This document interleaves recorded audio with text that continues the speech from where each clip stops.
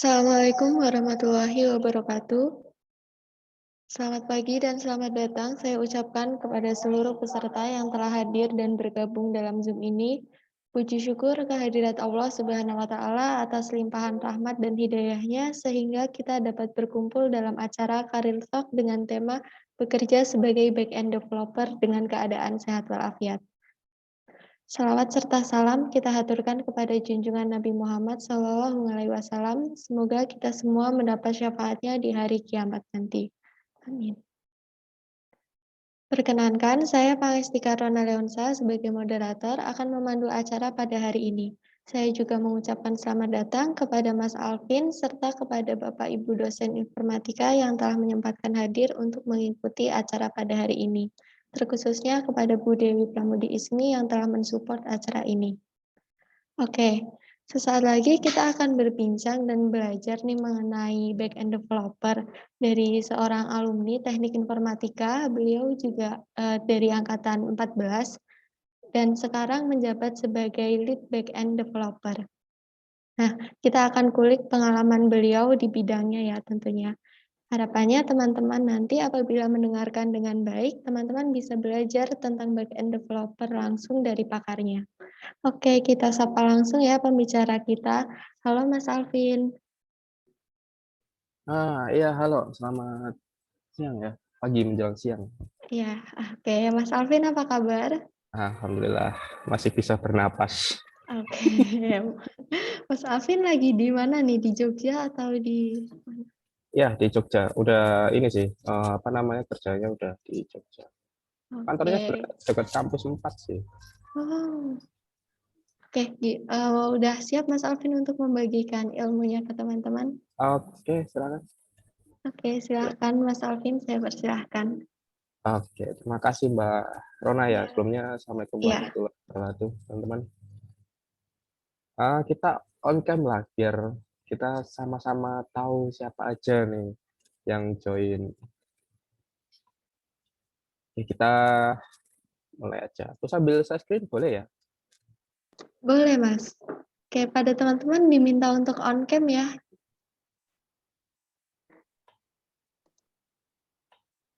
Oke, aku mau perkenalkan diri dulu. Sambil lihat.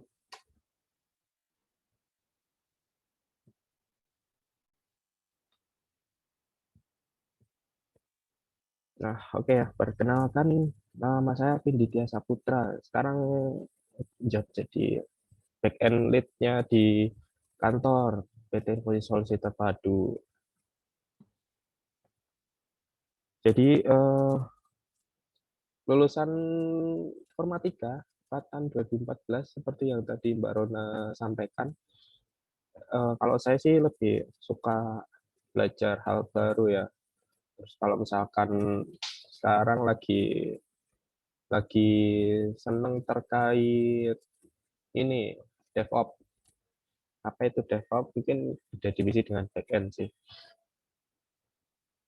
Pengalaman aja, kalau pengalaman kerja, saya pertama kali kerja itu tahun 2018, lulus Juli 2018, Agustus tuh udah kerja ke Jakarta nih. Ini dua kantor Jakarta. Dulu aku nggak kenal Java. Kalau boleh curhat sih, pernah hampir ngulang di Java ya, semester berapa itu kalau PPO itu dapat apa ya, terus di tempat kerja itu dikenalin di Java, diajarin sama tech lead sampai 2019, sekitar 8 sampai 9 bulan kalau nggak salah di kantor DSS Consulting. Ini aku mengerjakan dana pensiun lembaga investasi. Terus yang kedua itu dari Mei 2019 sampai Januari 2020 itu ngerjain DPLK juga, cuman beda beda vendor, sama bikin internal meeting system, jadi lebih ke booking ruangan untuk meeting gitu.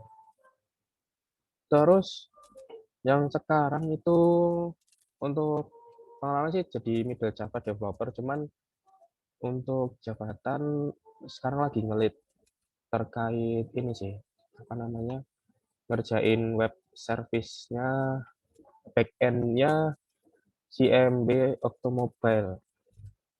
Jadi back-end-nya mobile app, back-end-nya internet banking, itu lagi ngerjain di situ sih. Terus apa lagi ya? Oh ya, ini sampingan sih ini, freelance juga. Jadi mentor Java Spring Boot di kampus Merdeka. Itu yang ngadain Kemendikbud ya, programnya Kemendikbud. Terus vendornya itu Altera Academy. Itu sih sekilas untuk perkenalan dari saya.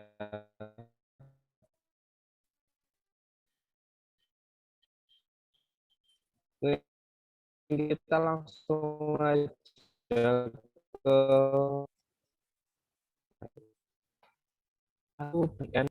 Nah, semua yang berkaitan dengan server. Kalau di kuliah teman-teman diajarkan PHP ya, nah itu server set lah. Jadi kita berhubungan dengan server, kita juga nge-hosting kalau di ID Hostinger, terus buat logic sebagai logic dari aplikasinya ya. Terus tertarik di fungsionalitas. Jadi kalau backend emang cara berpikirnya itu kita nggak peduli tampilan, karena kita nyediain data. Nah, data itu yang nantinya akan dipakai oleh tim front-end developer buat dijadiin tampilan, UI, dan sebagainya. Itu cara-cara berpikirnya backend ya. Kita nggak peduli tampilan, ya udah kita kasih data, terserah datanya front-end mau dibuat seperti apa, ya kita kasih data. Sesuai dengan bisnis proses ya. Gitu. Terus backend itu dikenal sebagai problem solver terbaik. Kenapa bisa begitu? Karena kita mikirin main proses, logika dan aplikasinya itu kita mikirin. Mulai dari misalkan nih teman-teman bikin, pernah nggak sih teman-teman kerjain anggaplah ya gini lah, anggaplah teman-teman daftar praktikum di TIF ya, di informatika. Kan perlu login. Nah, kita yang mikirin tuh login inputnya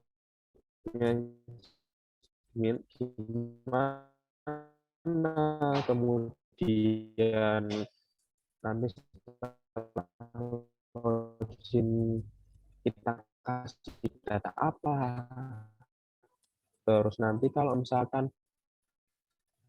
mahasiswa milih jadwal, kita yang mikirin tuh, milih jadwal gimana jadwalnya biar nggak belok, dari validasinya. Terus setelah jadwal pilih mau kemana, itu kita juga yang, walaupun nanti itu banyak ya, nanti ada backend, ada content, ada mobile, ada product owner, ada scrum master, terus ada support, DevOps, itu kan banyak. Dan kita juga harus tahu nih cara berpikirnya backend seperti apa, kita harus tahu flow-nya, harus tahu prosesnya dari mana ke mana itu. Terus terkait tanggung jawab itu, kita ngoding sebagai server side PHP yang berhubungan dengan server ya, server dan database. Itu penting banget sih kalau backend ya. Terus ngedefine data alur ya, alur data dan logiknya si aplikasi. Teman-teman pernah pernah diajarin nggak waktu semester berapa ya? Semester 2 apa 3 ya, teman-teman diajarin logika informatika yang ada flowchart gimana caranya data dari awal sampai akhir, mulai dari start sampai akhir itu seperti apa. Contohnya aja bilangan prima, kita harus mikirin kan itu harus dibagi berapa sampai berapa, atau ganjil genap harus di modulus 2, Nah, itu kita ngedefine data flow-nya, logiknya juga. Jadi data flow itu lebih ke flowchart ya.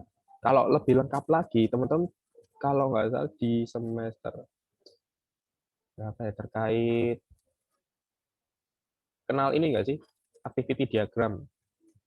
Nah, activity diagram itu juga sama flow-nya. Mulai dari user, kan pasti ada aktor, ada activity diagram, ada class diagram, ada sequence diagram. Nah, activity diagram itu yang kita pikirin juga flow-nya dari depan sampai dikenal sebagai problem solver terbaik. Nah, kita mikirin yang itu. Terus nge-provide web service dan API. Jadi karena kita nggak peduli tampilan, kita lebih peduli terkait fungsionalitas si sistem.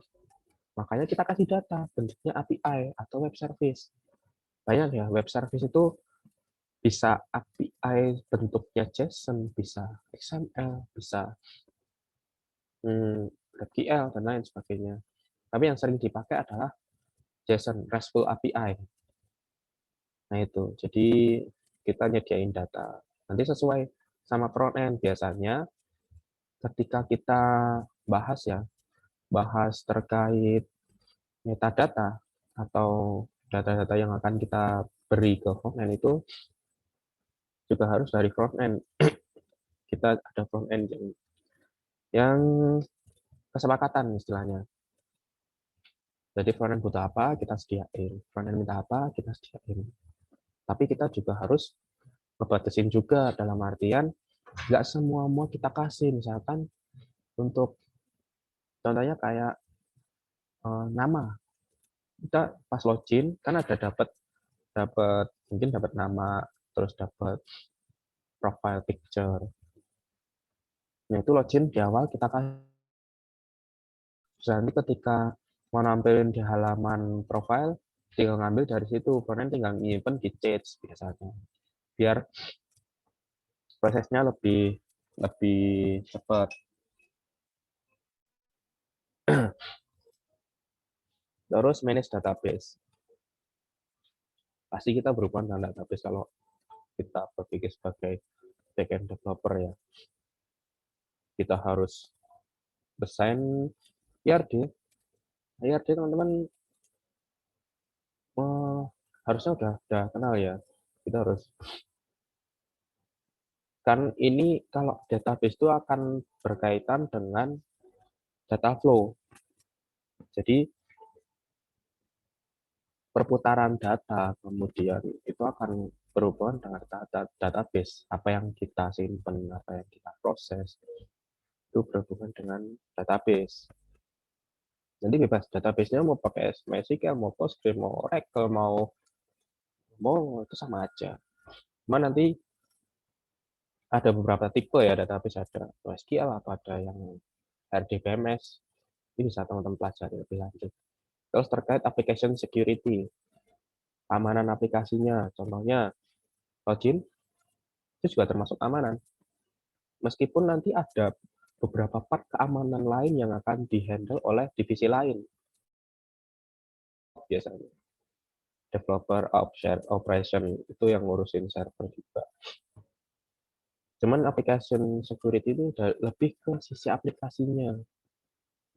Contohnya login. Login bisa pakai username password. Contohnya di portal, TIF, dan sebagainya kan teman-teman login pakai password. Terus ada lagi nanti pakai OAuth 3, OAuth 2. Nah itu pakai token, JWT, dan sebagainya. Itu juga termasuk keamanan. Jadi untuk mengindikasikan bahwa user yang pakai itu ya user yang sudah terdaftar. Gitu. Terus working with operation system seperti input output.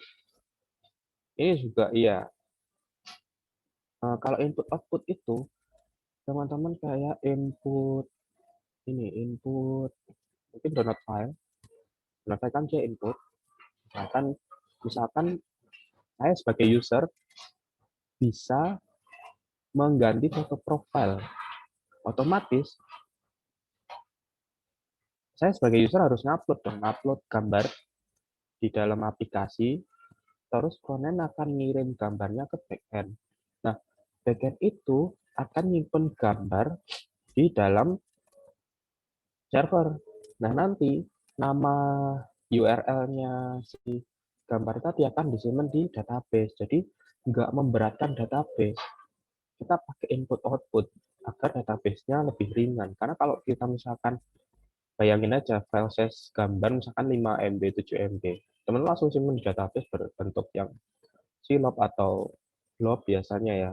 Itu akan berat banget sih si database-nya. Kasihan. Nah, kita pakai file. Kita simpan di directory, nanti path URL-nya contohnya ada di folder A, folder B, folder C. Nah, nanti yang akan disimpan adalah URL-nya yang di database abc/gambar.png misalkan. Nah, seperti itu.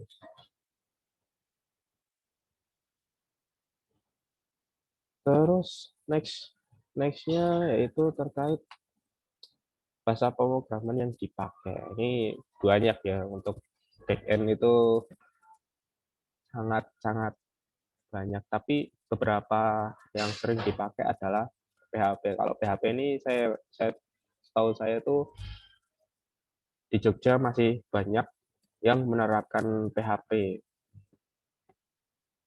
PHP kan banyak tuh framework-nya, ada Laravel, ada CodeKnit, ada Cake, ada apa lagi ya? Saya lupa. PHP.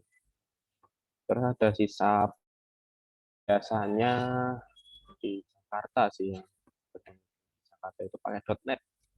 Bentuknya .NET kalau kalau outputnya bisa jadi C itu kalau di Objective C di front end dia outputnya sebagai iOS, bisa Objective C atau Android juga bisa. Terus Node.js juga sekarang udah banyak yang pakai ya sebagai backend. Jadi JavaScript ada yang sisi untuk server side. Node.js framework-nya juga banyak. Terus ada Ruby. Ruby ini biasanya dipakai untuk perusahaan-perusahaan udah besar ya, karena dia makan memori juga seperti Java. Terus ada Python. Python ini dulu waktu aku main ke Jakarta kerja itu, aku cuma bawa Python sebagai modal untuk jadi back-end. Karena itu juga termasuk pas waktu ngerjain skripsi aku pakai Python. Cuman kan dikenalin Java. Nah, Python ini framework-nya, teman-teman kalau di semester nanti ya, kalau mungkin ambil machine learning atau AI itu, terus disuruh bikin web, itu bisa pakai Flask. Kalau lebih komplit lagi, itu pakai Django. Nah, Django itu 11-12 sama Laravel. Udah disediain semua fitur-fiturnya, tinggal kita pakai. Maksudnya tinggal kita panggil lah istilahnya.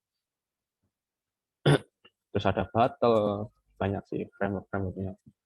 Nah, terus yang terakhir adalah Java. Sebenarnya masih banyak ya bahasa-bahasa pemrograman untuk backend. Cuma secara garis besar yang dipakai di dalam dunia kerja, ini Java ini dipakai kenapa?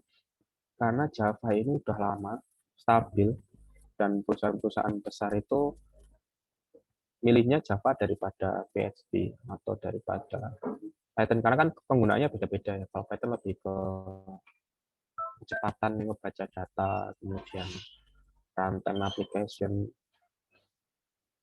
Nah, kalau Java kayak framework-nya Spring Boot ada Rollout. Ini bentuknya juga sama, nanti bentuknya kita bisa nge-provide API gitu. Terusnya apa yang kita butuhkan sebagai backend developer terusnya sebenarnya tergantung dengan bahasa pemrograman yang akan kita pakai dulu nih. Teman-teman mau pakai PHP, VS Code cukup. Teman-teman mau pakai Java, walaupun VS Code cukup, nah misalkan nih Ini adalah IntelliJ IDE. Ini adalah VS Code. Ya, VS Code karena itu general ya, bisa dipakai di pemrograman yang lain. PHP, Java, Python, itu kan semua bisa ya VS Code. Cuman untuk Java lebih powerful lagi kalau teman-teman pakai IntelliJ IDE. Kenapa? Itu banyak kayak suggestion. Kita lebih memanfaatkan suggestion sih kalau di Java. Intinya editor. Kita sebagai backend butuh editor. Editornya seperti apa? Kita cari tahu dulu dari diri kita nih. Aku pengen kemana sih ke backend tuh? Ah, aku backend pengen ke Java aja. Ya sudah, aku pakai IntelliJ. Aku backend PHP cukup sih. Ya, VS Code udah cukup. Karena dia mainnya runtime. Python juga ada terusnya. Terus kita butuh namanya database. Database nggak cuma MySQL ya. Tadi sempat tak singgung ada Postgre, ada SQL Server, itu punya Microsoft, ada Oracle, ada MySQL ya, ada MariaDB, ada InnoDB, terus ada Mongo, ada Redis, dan lain sebagainya, tergantung penggunaannya nanti. Nah, yang sering dipakai, kalau yang sering PHP atau MySQL atau Postgre. Kalau di Java, kemarin aku waktu di Jakarta itu pakai SQL Server, itu punya Microsoft. Kalau sekarang pakai Oracle. Biasanya sih perusahaan-perusahaan besar udah pakai Oracle. Karena di samping Oracle itu punya keamanan yang tinggi, utilitasnya juga banyak. Ada beberapa utilitas yang di Oracle ada, tapi di MySQL nggak ada. Nah, itu biasanya perusahaan besar lebih milih Oracle. Terus Postman. Kenapa kita butuh Postman? Karena sebagai backend, kita harus ngetes juga nih, API yang kita buat, apakah udah bisa dipakai sama tim frontend apa belum. Nah, caranya kita pakai Postman. Walaupun pakai terminal bisa ya. Soalnya kalau pakai terminal kita bisa pakai curl. Nah, tak zoom nggak sih?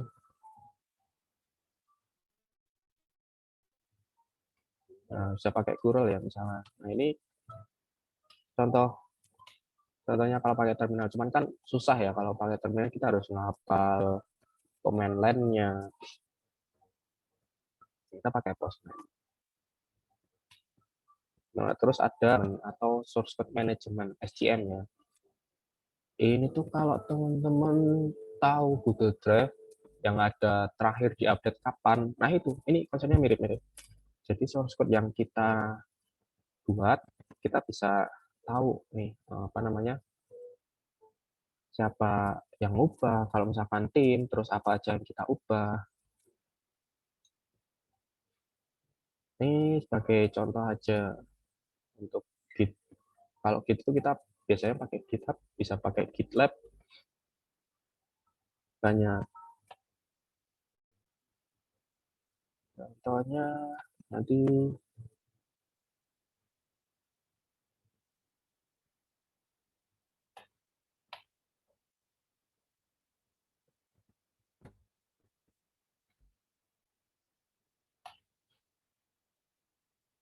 nah, ini ada update, ada fiturnya apa, terus nanti. Jadi kalau kita lagi development tuh kita bikin cabang fitur, terus nanti digabungin ke dalam apa namanya, satu folder lah istilahnya. Folder. Jadi gambarannya tuh kalau teman-teman bikin folder, di dalam folder lagi, terus nanti dari folder itu digabungin isinya seperti itu. Nanti bisa kelihatan siapa yang ubah, siapa yang tambahin, dan itu lebih ke source code management.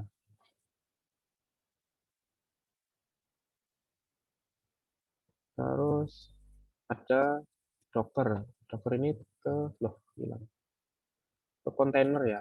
Kalau Docker itu manajemen kontainer, karena kan Zaman sekarang udah nggak ada lagi, ya ada, tapi udah mulai ditinggalkan konsep-konsep yang bukan containerize. Kayak misalkan teman-teman ini ya, di Hostinger, itu udah mulai ditinggalkan karena deployment-nya manual. Kita ngupload kita pakai FTP, pakai FileZilla, ngupload ke server, ke hosting, itu kan manual. Sekarang udah dibikin otomatisnya. Jadi kalau di sisi kontainer itu kita bisa bikin otomatis. Terus aplikasi-aplikasi yang dikerjakan, yang sedang dikembangkan itu udah mulai ditinggalkan yang namanya monolith. Monolith itu adalah satu aplikasi besar. Contohnya, contohnya itu kalau web informatika, nah itu bisa disebut monolith ya, karena satu aplikasi besar bisa bisa daftar praktikum, bisa lihat berita, bisa lihat informasi-informasi lain, terus bisa lihat daftar prodi. Kalau misalkan portal juga, misalkan portal bisa milih KRS, terus lihat fakultas. Itu satu bentuk aplikasi besar dari sisi back-end. Nah, sekarang kenapa pakai Docker? Karena kita zaman sekarang udah memakai namanya microservice. Microservice adalah dari satu aplikasi besar. Contohnya, benar tadi informatika, web informatika, untuk mendaftar jadwal itu satu service sendiri. Nanti untuk nampilin berita satu service sendiri. Nanti service-service itu akan digabung. Itu kita nggak bisa pakai manual lama. Kita pakai container. Biasanya pakai Docker atau Hotman sih. Gitu. Nah, terus relasi antara backend dan divisi lain. Contohnya UI UX, biasanya yang sering berkaitan ya, backend sama front end.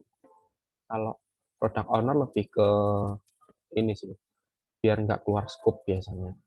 Tapi yang sering berkomunikasi adalah tiga ini, backend, UI UX, front end. Front end ini bisa banyak loh ya, ada front end web atau front end mobile, Android, iOS, itu bisa dikatakan front end.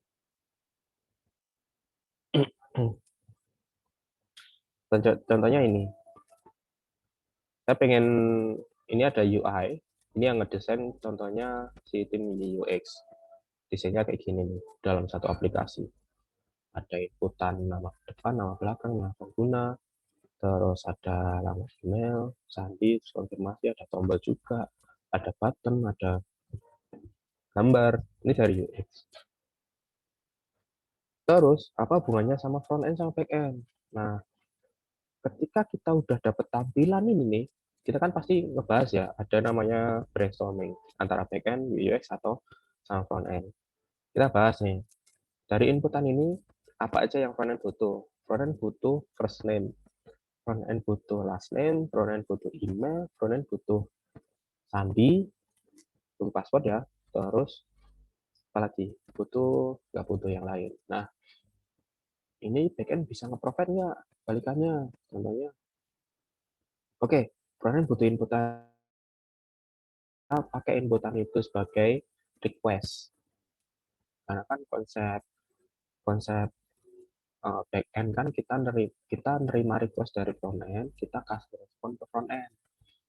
Kita terima tuh, ada first name, ada last name, ada email, ada password, gitu. Terus nanti ketika ada tombol next, nanti kan tim UX akan ngarahin tuh, ini kalau kemana? Nah, biasanya kayak gitu. Hubungan-hubungan antara backend dan divisi lain itu seperti itu. Biasanya ya tiga ini tadi yang saling berhubungan, backend, frontend, sama UX. Inputnya apa biasanya. Nah, gitu. Terus terakhir nih ya, terakhir gajinya back-end developer ini disclaimer ya menurut pandangan saya pribadi. Karena di kantor saya juga diamanatin untuk menginterview kandidat, jadi ada beberapa variabel-variabel penilaian yang untuk menentukan gaji kandidat. Walaupun nanti masalah gaji itu akan dinilai secara subjektif dan objektif dari sisi HR. Nah, untuk fresh grade biasanya nih dari teman-teman, kalau misalkan udah lulus, terus yang daftar kerja sebagai back-end, antara 3 sampai 5 juta ya. Itu bisa di Jogja atau bisa di, kalau Jakarta kemungkinan akan lebih tinggi untuk fresh grade. Bisa mulai dari start 5 itu bisa untuk fresh grade ya kalau di Jakarta. Karena kan Jakarta udah banyak lah developer yang di sana. Dan perusahaan-perusahaan gede itu sekarang lebih banyak mengambil fresh grade. Karena apa? Anggapannya fresh grade itu adalah masih kertas putih kosong yang belum diisi. Nah, nanti dari perusahaan akan isi itu sebagai pengalaman teman-teman. Nah, terus untuk middle biasanya di antara 5 sampai 10. Ini sekitar 1 sampai 2 tahun kalau middle ya. 1 sampai 2 tahun kerja di bidang itu. Contohnya bidang backend Java ya teman-teman 1 sampai 2 tahun di backend Java. Tapi kalau misalkan teman-teman 1 tahun di Java, terus nanti pindah tempat kerja tapi beda bahasa, Python atau PHP, itu akan terhitung sebagai junior developer lagi. Nah kan teman-teman belum ada pengalaman real untuk di bidang itu. Terus untuk senior biasanya lebih dari 3 tahun, itu bisa di atas 10 juta. Ada yang sampai 25, ada seperti itu teman-teman. Itu sih untuk jadi backend. Kira-kira teman-teman ada pengen tanya-tanya nggak? Atau kemudian dari Mbak Rona apakah mulai langsung Q&A atau seperti apa? Iya, Mas, langsung saja kalau ada pertanyaan. Oke, Oke, Pak silakan Wahyu, dari itu. monggo. Ya, terima kasih. Assalamualaikum warahmatullahi wabarakatuh. Waalaikumsalam warahmatullahi wabarakatuh. Menarik, tapi ini sebetulnya banyak yang belum terungkap ini ya, terutama dari tanggung jawab masing-masing tadi, masing-masing bagian back end, kemudian front end dan sebagainya. Ini garisnya seperti apa, kemudian gaya hidup bekerjanya, apakah di kuliah itu sudah tercermin belum? Karena saya melihat ini kendala utamanya mahasiswa ini ya begitulah, dulu kan pernah jadi mahasiswa ya. Iya, Pak. Jadi enggak bisa, dia masih kopi sana dan sebagainya. Jadi kalau saya tanya itu kira-kira apa yang bisa disarankan kepada mahasiswa atau mungkin pengajar-pengajar yang berkaitan dengan pengembangan aplikasi ini untuk membawa suasana bekerja di dunia real itu ke kampus. Oke. Ini bisa diwujudkan dalam tugas-tugas praktikum, tugas individu, dan sebagainya. Nah, ini juga belum juga terlihat, saya lihat tadi, batas-batas antara gaji dari yang fresh graduate itu batasnya untuk masuk ke middle sampai ke senior ini apa? Apakah dari pekerjaannya atau kualitas pekerjaannya atau apa? Ini juga belum terungkap ini. Jadi ini sayang sekali sebetulnya acara yang bagus seperti ini justru kok malah dosennya yang paling banyak datang. Ini mahasiswanya pada kemana ini? Wah ini Jan. Terus ini saya tanya juga yang terakhir barangkali, ini karir pet ya, ini yang sekarang ini lagi tren di dunia fresh graduate ini. Karir pet itu kan harusnya mulai dari kuliah ya, tetapi nampaknya ini juga belum terimplementasi. Jadi mahasiswa itu masih memburu SKS, masih yang penting saya lulus dulu Pak, nilainya IPK-nya 4,5 kira-kira gitu. Saking memburu nilainya gitu. Tapi mereka belum care terhadap karir path. Nah ini dulu barangkali sampean juga belum berpikir ya, tetapi hari ini saya berharap betul ini bercerita bagaimana karir path sampai pada posisi saat ini. Ya, ini juga penting bagi kami para pengajar ini supaya nanti membina mahasiswa itu betul-betul sesuai dengan dunia real gitu loh. Nanti saya akan cerita, kemarin kamu nggak datang waktu webinar itu. Nah, ini kadang kayak begini, dikasih tugas masa masih kopas sana kopas sini. Nah, bagaimana bisa kami ini para dosen ini juga menyesuaikan dengan perkembangan yang terjadi di industri, tidak hanya kontennya atau substansi dari bidang ilmunya, tetapi juga membawa suasana kerja. Nah, ini saya bermimpi suatu ketika prodi kita ini betul-betul menjadi lab mini ya, lab mini dari industri-industri perangkat lunak yang ada di dunia real ya. Sementara itu dulu, terima kasih atas kesempatannya. Oke, terima kasih. Langsung saya jawab aja ya. Untuk yang pertama tadi terkait gaya hidup sebagai, bukan batasan-batasan antara front end, tanggung jawab front end, tanggung jawab back end, terus tanggung jawab yang lain. Kalau untuk kita sebagai developer ya, kalau front end itu lebih ke dia nge-consume API, atau kita kalau front end kita dikasih data back end, terus kita sesuaikan dengan gambaran secara garis besarnya seperti itu. Nanti entah mau teknologinya pakai JavaScript atau pakai framework yang lain, itu silakan teman-teman bisa belajar lah. Jadi tanggung jawab seperti itu. Kalau back end lebih ke data. Kita berpikir secara data, baik entah inputan dari user itu berasal dari front end atau dari yang lain. Bisa file, bisa kita ngekonsum API lain. Baik lagi terkait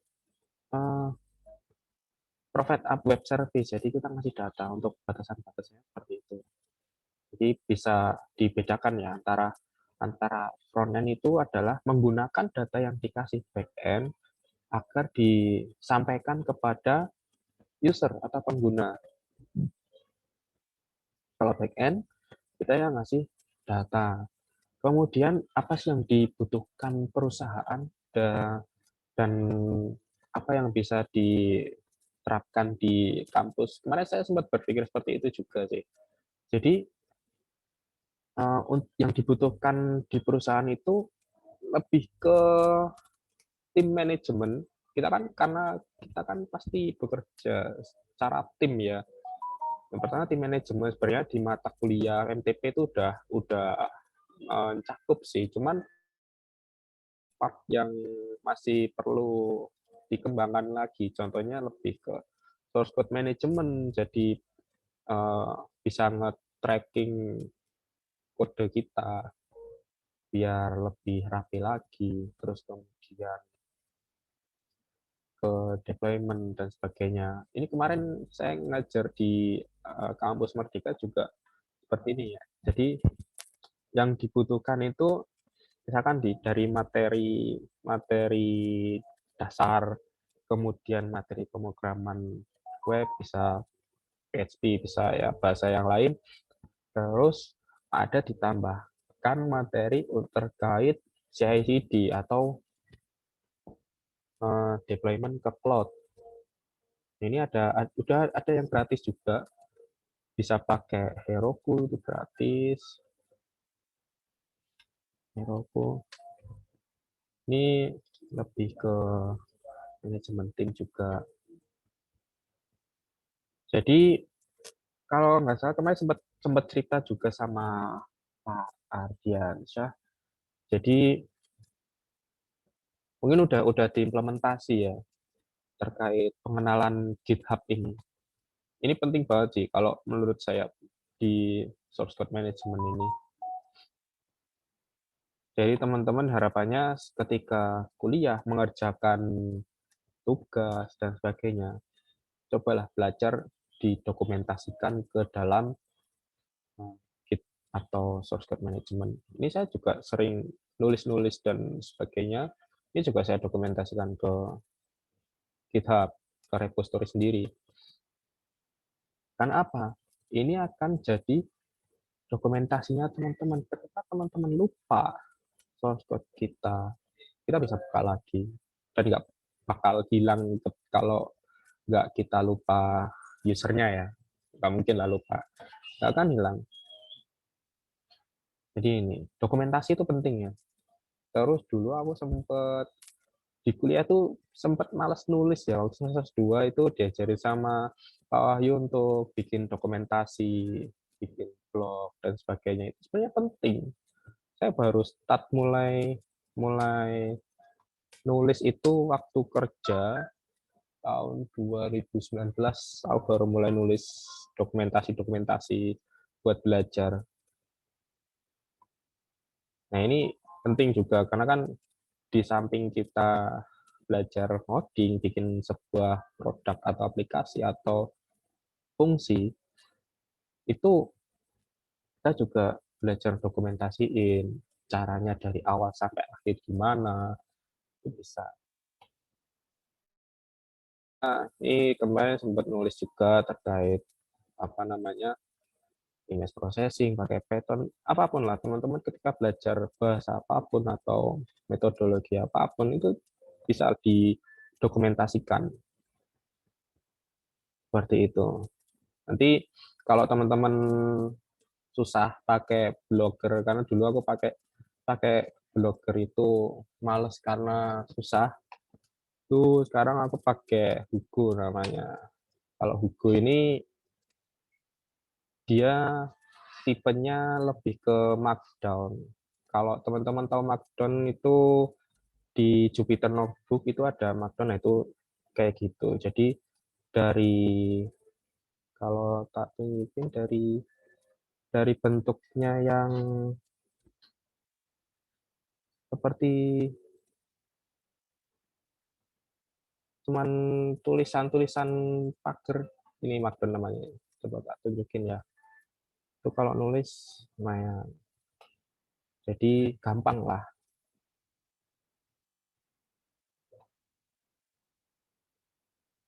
Nah, kalau Markdown cuman gini. Jadi pakai pakai pagar 2 untuk header, terus kemudian yang pakai buat list itu pakai dash.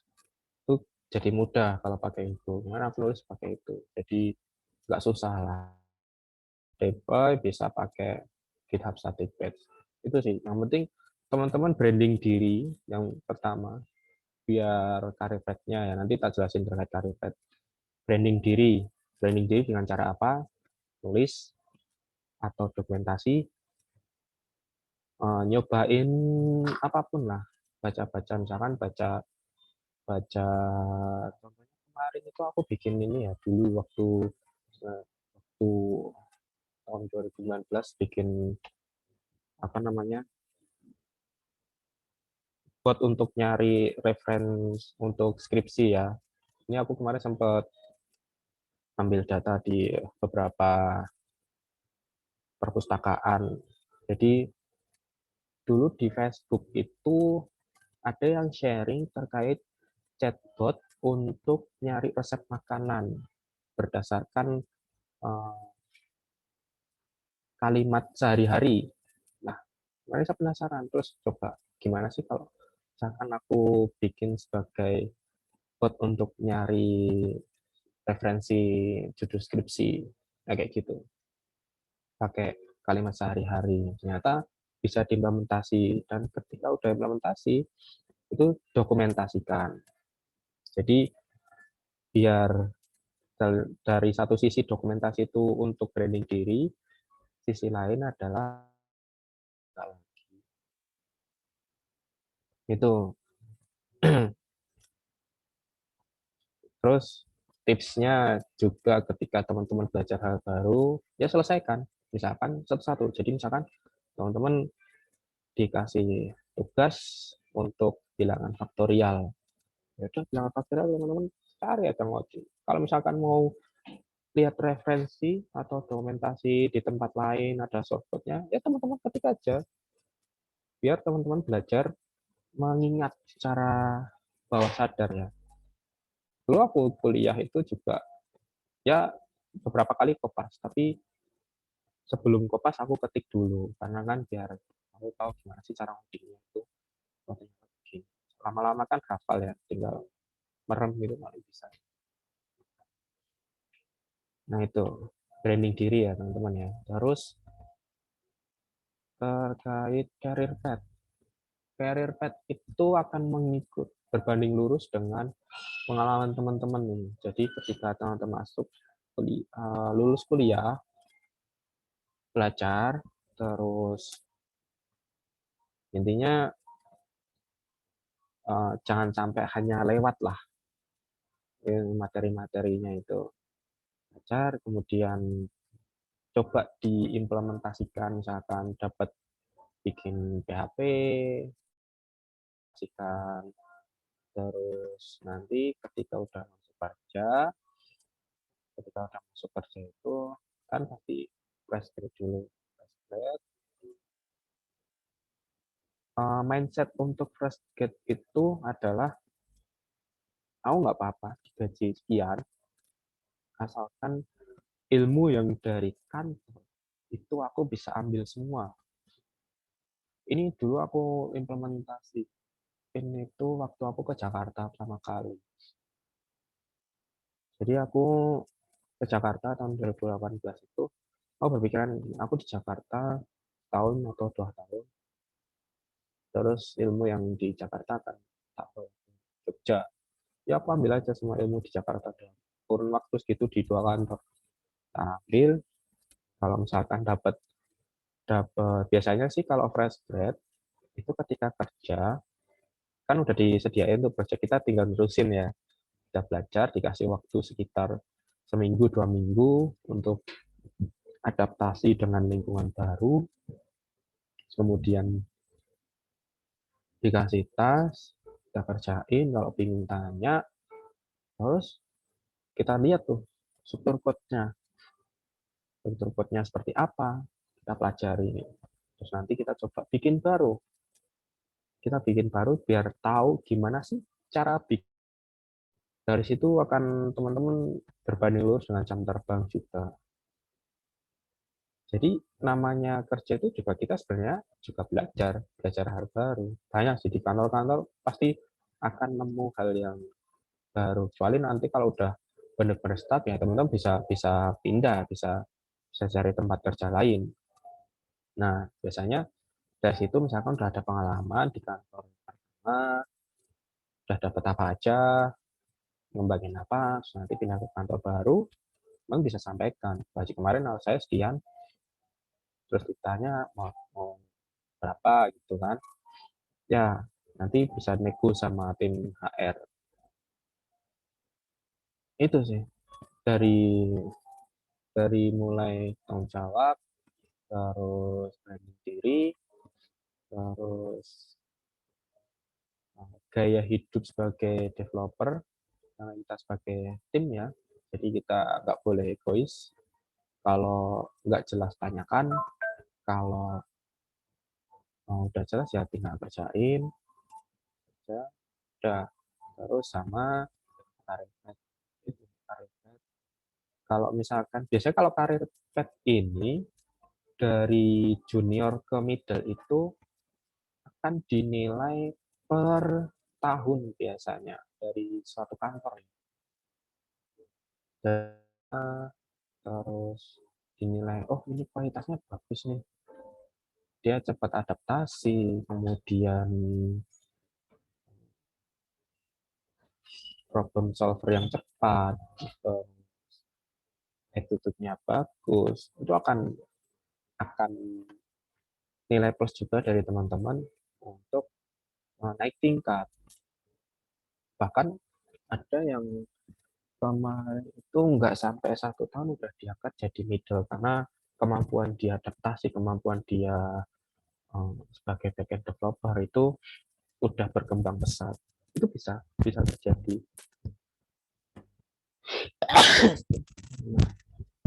Sorry. Nah itu.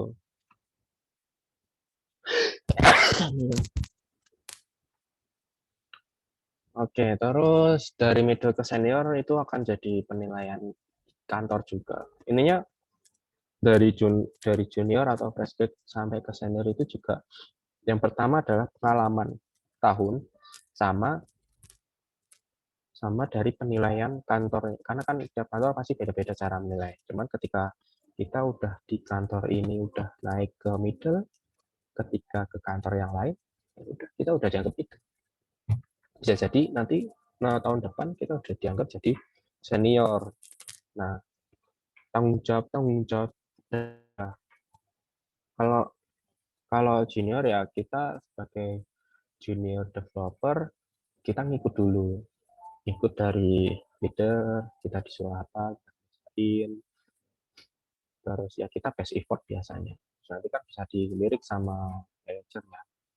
Nanti dinilai, wah ini bisa nih diangkat jadi middle, ya udah kasih tanggung jawab lebih, mampu nggak? Suruh ngelit tim kecil, misalkan suruh ngelit tim backend 2-3 orang, bisa apa nggak? Kalau sanggup ya udah pertahankan, kita akan ngelit jadi lead. Ini akan jadi kayak saya ngelit. Nanti kalau jadi senior akan lebih lagi tanggung jawabnya. Jadi makin kita makin tinggi, maksudnya makin lama kita jadi developer kayak udah senior gitu, biasanya kita udah mikirin terkait arsitektur mulai dari ke klien, kemudian kita mau pakai microservice apa enggak, kita pakai framework apa, terus deployment kita pakai apa, seperti itu. Kira-kira menjawab nggak untuk pertanyaan tadi, Pak Wahyu? Ya, lumayan ada gambaran ya. Jadi saya kira ini juga sudah kita terapkan mulai semester ini, mahasiswa, karena memang ada perbedaan ya. Kalau dulu memang musimnya blog, jadi sekarang ini beralih ke GitHub ini. Ini juga usulan dari Bu Dewi Ismi, jadi sudah saya terapkan sama mahasiswa di semester 2, waktu kuliah di Alpro ya. Ya alhamdulillah ternyata match juga dengan dunia industri ya. Terima kasih atas jawabannya. Ya, matur nuwun. Oke. Jadi itu GitHub, walaupun teman-teman pakai GitHub, nanti di perusahaan mungkin ada pakai ini ya, aku mungkin kasih gambaran aja. Ada Bitbucket, ada GitLab. Biasanya ada GitLab. Ada dua yang sering dipakai dalam dunia kerja. Cuman untuk di dalam kampus, ini sebenarnya nggak jauh beda. Bukan nggak jauh beda, memang sama persis terkait manajemennya ya. Karena sama-sama menggunakan Git. Jadi teman-teman ketika udah terbiasa menggunakan GitHub, mau pakai Bitbucket atau pakai GitLab, itu kayak nggak ada bedanya, ya udah gitu aja. Gitu. Cuman tools yang disediakan Bitbucket, tools yang disediakan GitLab itu memang lebih banyak. Tapi secara dasar, secara basic, itu sama persis. Terkait source code management. Gitu. Nah, ada pertanyaan lain dari teman-teman?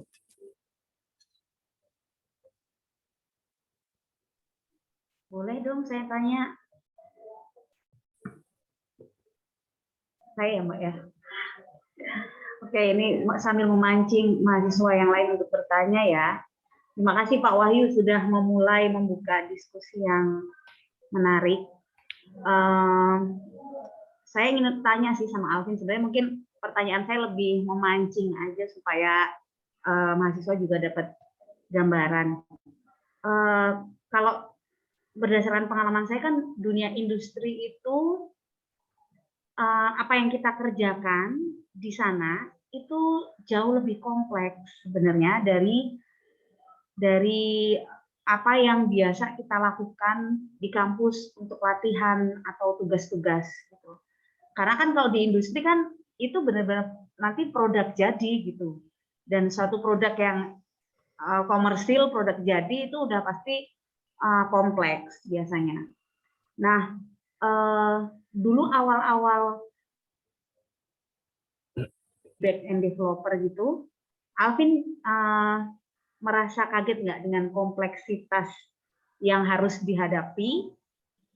Atau kalau misalnya enggak, apakah dulu awal-awal ya, ketika fresh graduate kemudian nyemplung ke industri itu dikasih mungkin modul-modul yang kecil dulu untuk dikerjakan atau seperti apa?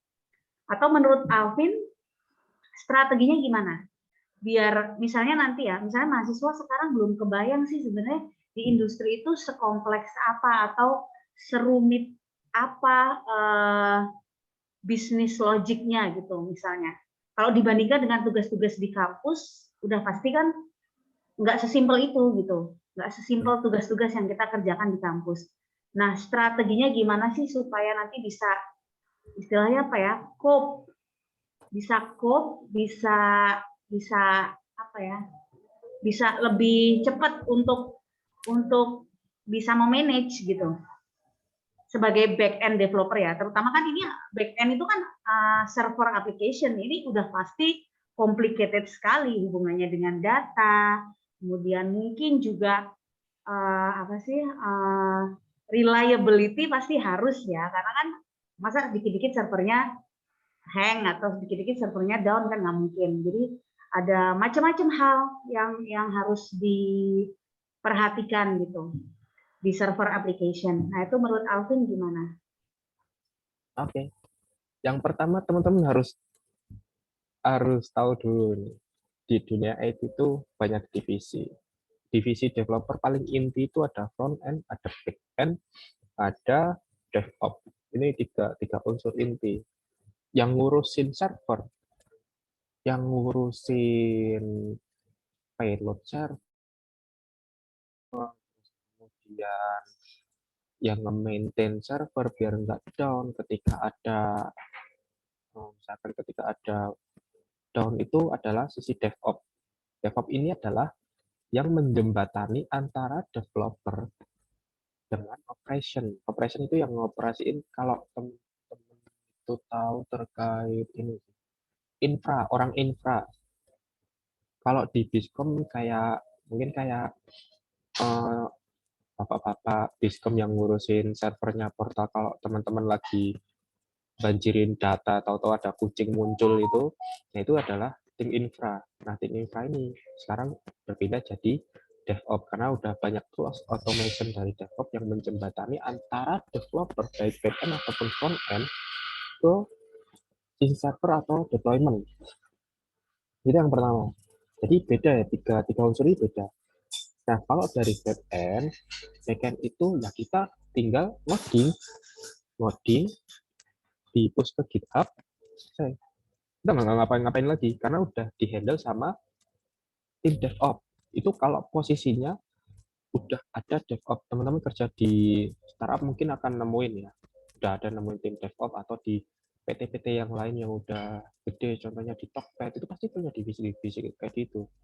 Nah, kalau di backend, ya udah kita ngoding, code review dan sebagainya, udah. Kita nggak ngurusin apa-apa lagi. Itu yang pertama. Terus, biar nggak kaget, itu di kuliah teman-teman bisa maksimalin ini sih, lebih ke clean code sebenarnya. Clean code adalah gimana caranya kita ngoding biar codingan itu ketika dibaca orang lain langsung tahu. Orang lain nggak perlu tanya ke developernya langsung, ini fungsinya buat apa sih? Contohnya aja, gampangnya kayak bikin variabel lah.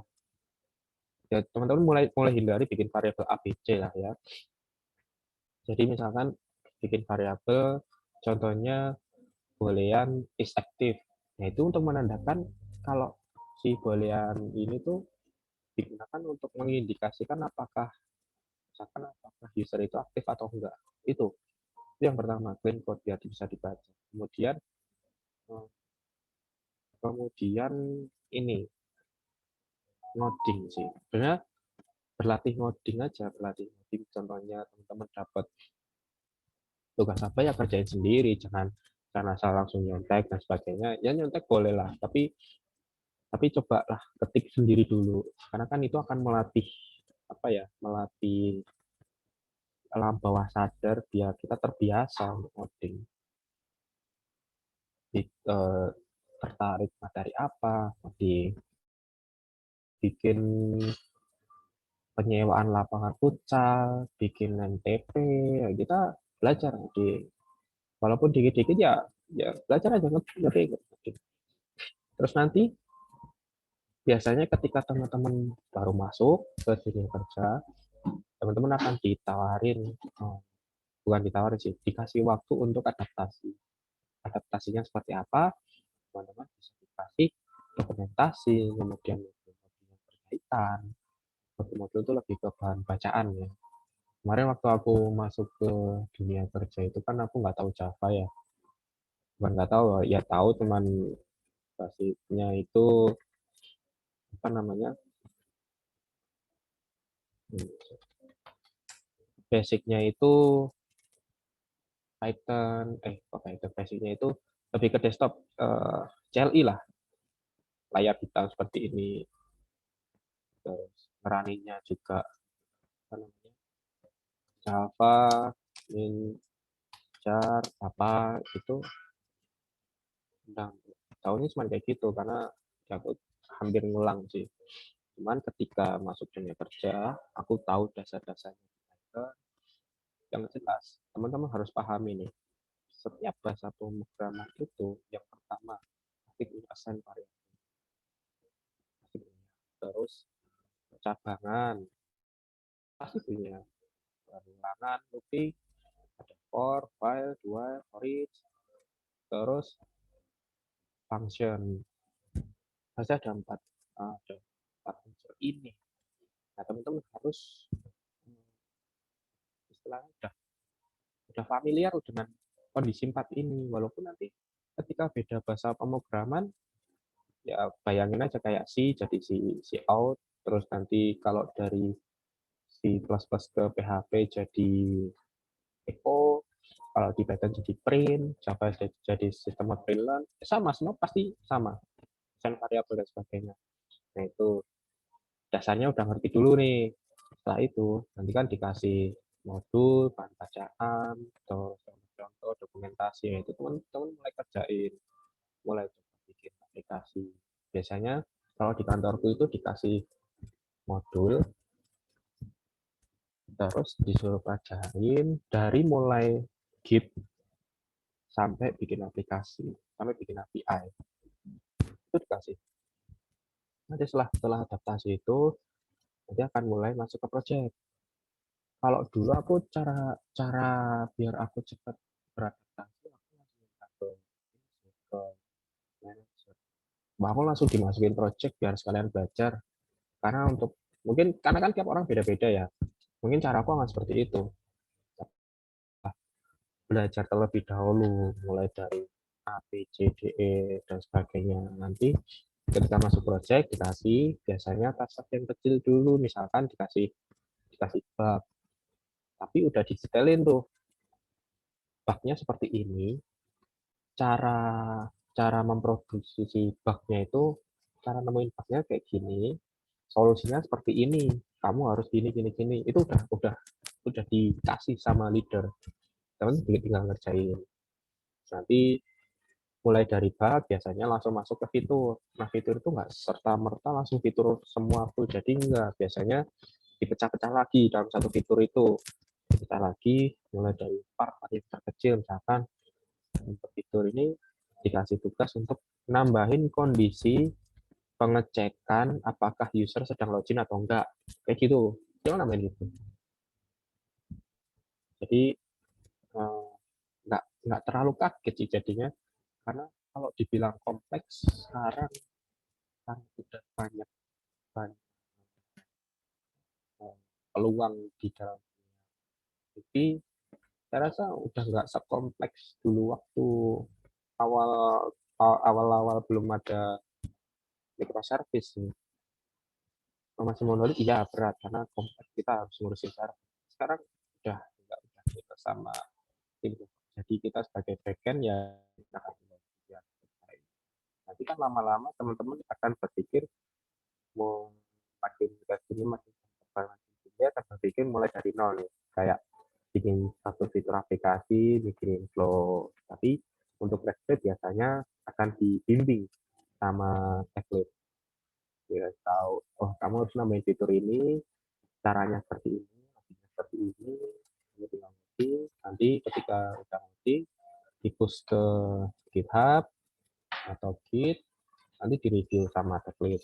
Kalau misalkan dari tech lead itu flow-nya kurang, akan dikasih komentar, suruh perbaiki. Ya kayak revisi skripsi gitulah, antar dosen sama mahasiswa. Ya, jadi kayak gitu, nggak ini sih, nggak terlalu kaget sih harusnya, karena udah dipecah-pecah banyak cabang di dunia IT sekarang. Itu sih, banyak peluang menurutku. Kira-kira menjawab ya untuk pertanyaan. Oke, oh iya. Tadi kebayangnya aku tuh back end itu juga ngurusin DevOps. Jadi karena aku pernah baca aja satu vacancy, satu lowongan pekerjaan gitu yang memang mencari back end developer, tapi dia memang harus paham DevOps gitu loh. Jadi tadi saya kebayangnya bahwa back end engineer tuh ngurusin DevOps juga, di samping dia ngembangin server application-nya, dia juga akan bertanggung jawab tentang DevOps-nya gitu. Tapi ternyata enggak ya, itu bisa jadi role yang berbeda ya.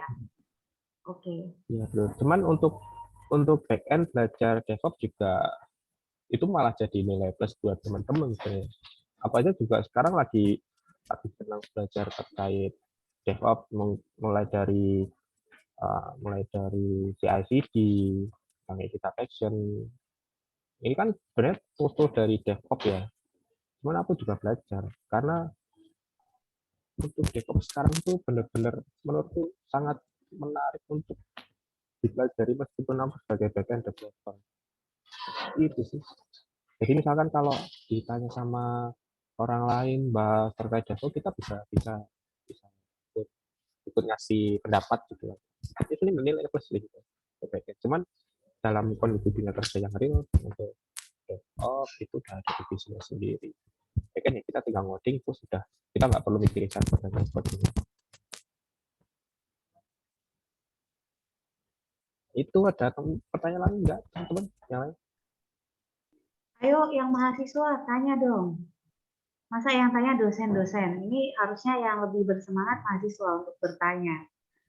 Tanya Mas, di tempat Mas ada lowongan nggak? Saya mau nanya Mas.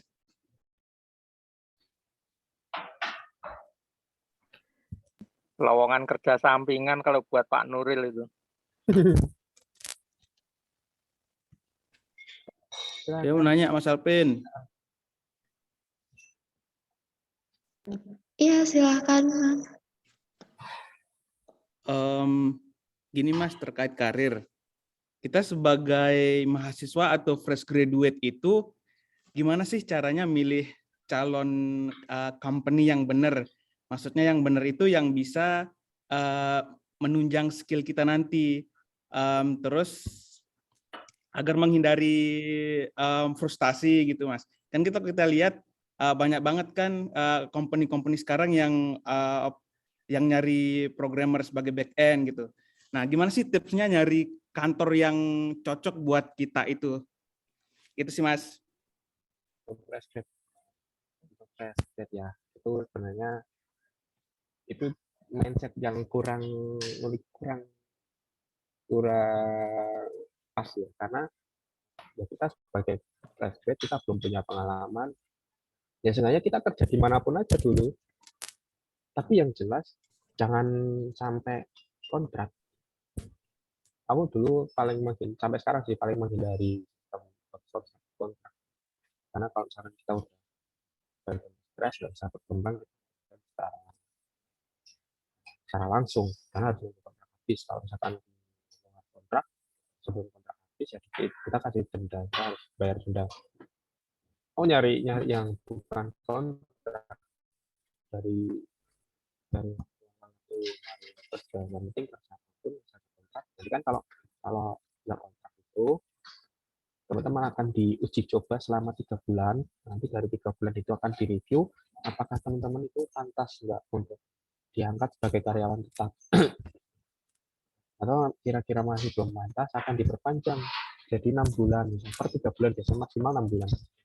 Tapi kalau nggak pantas, ya itu akan langsung di-cut.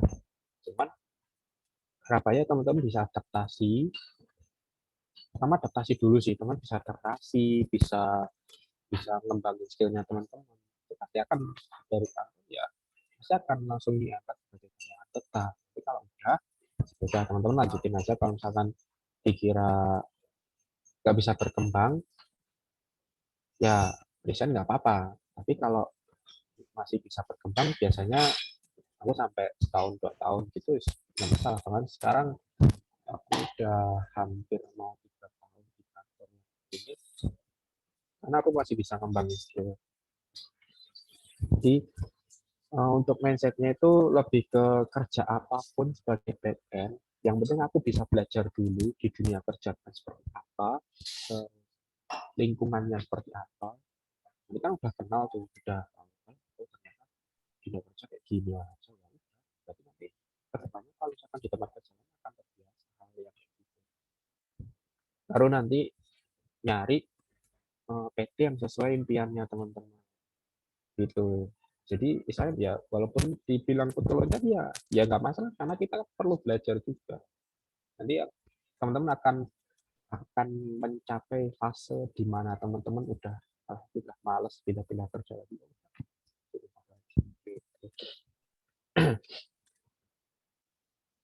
Jawab nggak kira-kira Mas? Oke Mas, menjawab Mas. Thank you.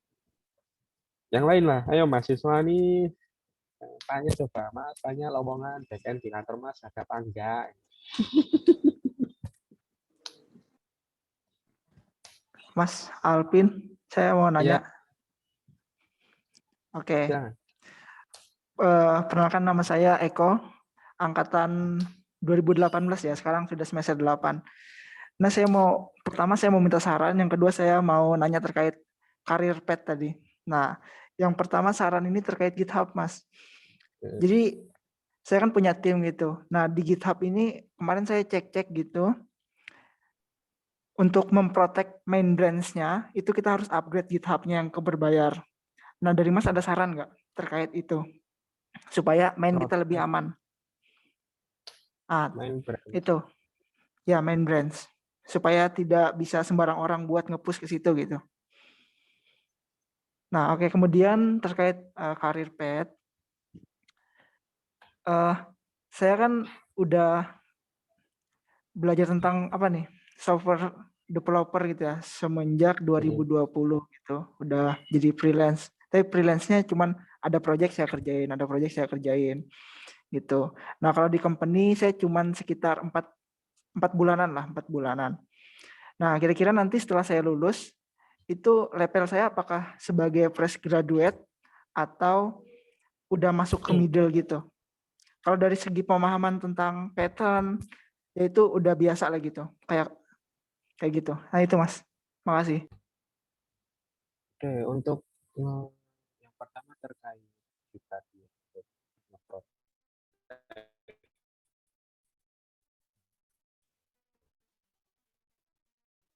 branch agar nggak fitur untuk nolak branch. Karena biasanya GitHub itu dipakai bukan untuk project komersil sih harusnya. Tapi kalaupun dipakai project komersil akan kan kalau untuk nge-protect branch, kamu bisa ke GitLab. Sama sih, sama benar-benar sama. Cuman bedanya terkait CI/CD-nya yang mungkin di GitLab lebih bagus ya.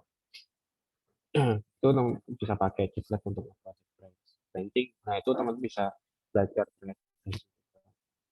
Terus terkait karir path ketika sudah ada pengalaman software development, ya cantumin aja di CV. Ini CV online ya. Aku pakai ini nih, gratis juga dari GitHub. Namanya GitHub Static Page. Jadi bentuknya cuman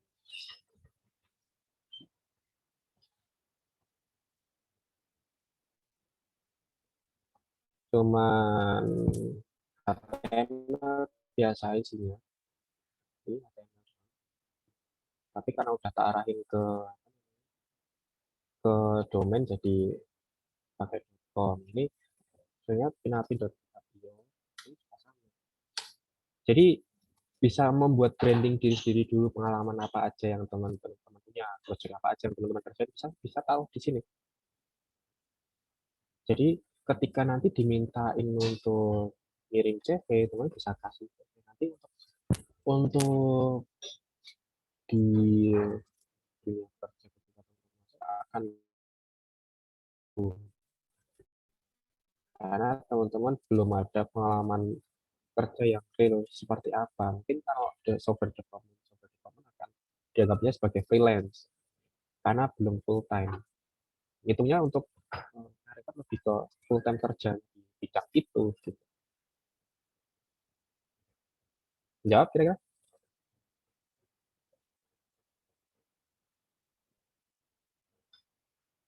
Halo, Eko? Iya, Mas. Oke. Ada lagi dari teman-teman? Terima kasih, Mas. Ya, sama-sama. Dari teman-teman yang lain? Oke, gimana nih teman-teman yang lain? Ada pertanyaan?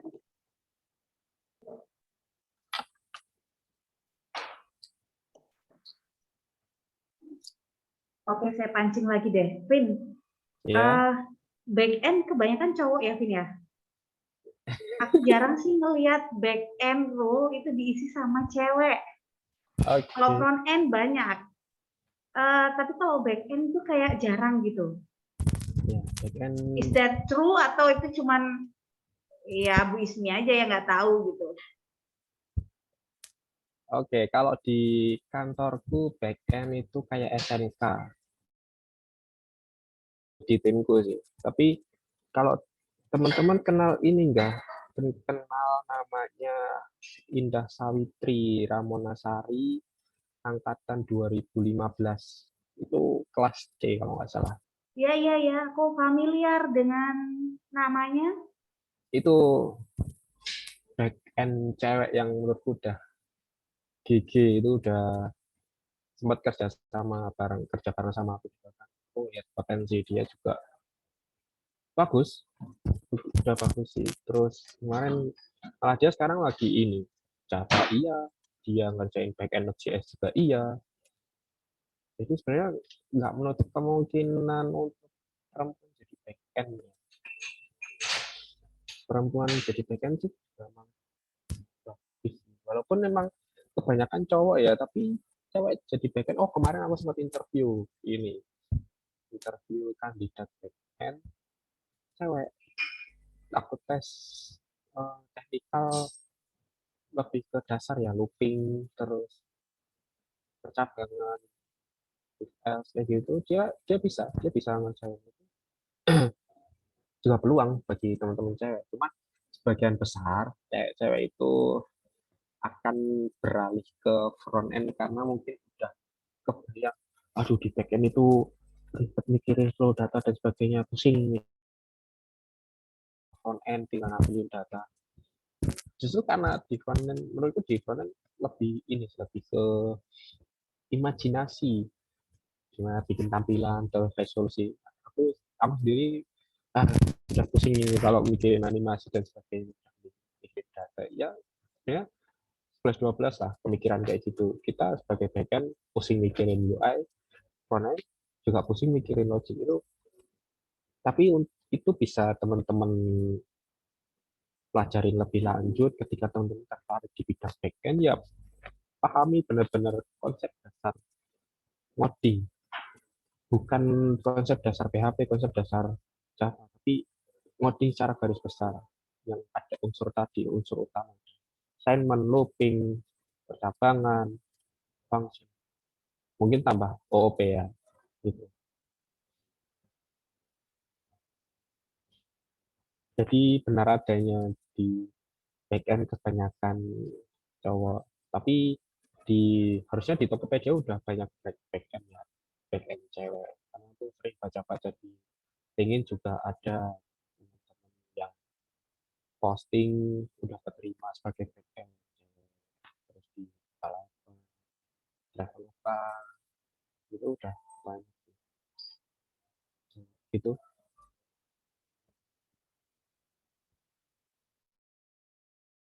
Dari teman-teman, masa dosen terus yang nanya? Mas Alvin nanya dong. Ya, Saya kan termasuk gaptek nih dengan istilah-istilah terbaru ini. Seperti DevOps tadi yang disinggung Bu Ismi, setelah saya perhatikan kok ternyata di masa lalu kita kenalnya namanya SDLC. Nah, kemudian apa sih bedanya back end dan front end? Itu Mas. oke. Di SDLC itu Software Development Life Cycle. Itu kalau di kuliah dulu belajarnya tentang waterfall ya, dari mulai dokumen dulu yang dilengkapin, dokumen flow dan lain sebagainya. Sekarang udah jarang pakai, lebih ke agile yang dipakai. Jadi ya kita ngembangin fitur, ya udah kita dikasih fitur ini, kita bahas brainstorming flow-nya seperti apa, terus kita coding, kita kerjain, kita push, terus dites, ketika dapat kita benerin. Itu jauh lebih cepat daripada kita harus nunggu dokumen terlebih dahulu. SDLC gambaran secara besarnya. Terus untuk perbedaan back and DevOps lebih ke tanggung jawab. Kalau front end itu biasanya berhubungan dengan user. Contohnya kita coba lihat halaman ini deh. Halaman ini adalah ini front end ini yang bikin front end. Tapi untuk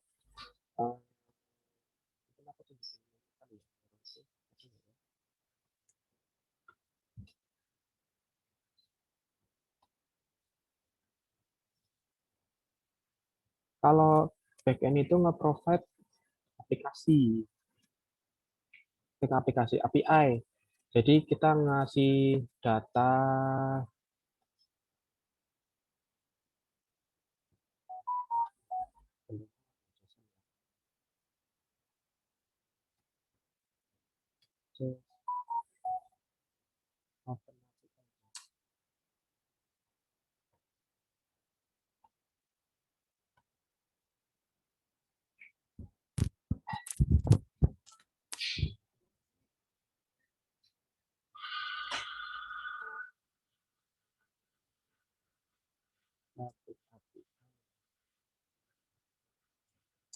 kita nyediain data sih, data bentuknya JSON, nanti akan diproses sama front end, data-data tersebut kayak nama.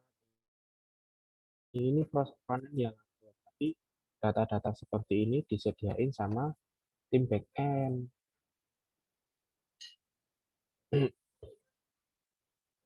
Gitu.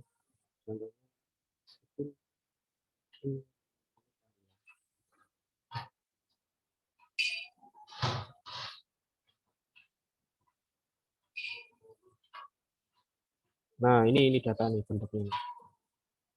Ini yang akan diproses sama tim front end. Nah, tim back end kita nyediain data ini. Logik-logiknya, kemudian kayak fitur searching, jadi orang tinggal ngirim request. Misalnya aku pengen nyari berdasarkan judul, nanti backend yang nge-query ke database. Itu untuk bedanya ya. Jadi karena lebih ke user, interaksi antara user dan aplikasi. Tapi kalau backend itu lebih ke interaksi antara front ke dalam database ataupun ke surrounding. Surrounding itu adalah misalkan ada API lain yang kita pakai sebagai untuk mendapatkan data, atau kalau di banking itu ada namanya core banking. Jadi kita mengambil data dari core banking, itu namanya surrounding. Gitu. Gitu. Kalau desktop, ya kita ngurusin server, kita bikin CI/CD.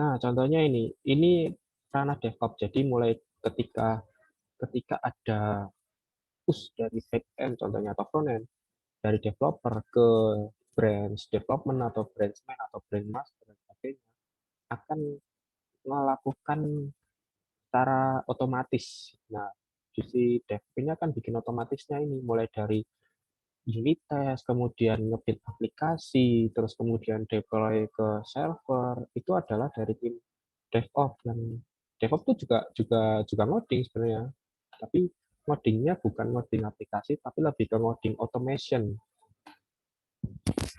Nah, ini bentuk gambar.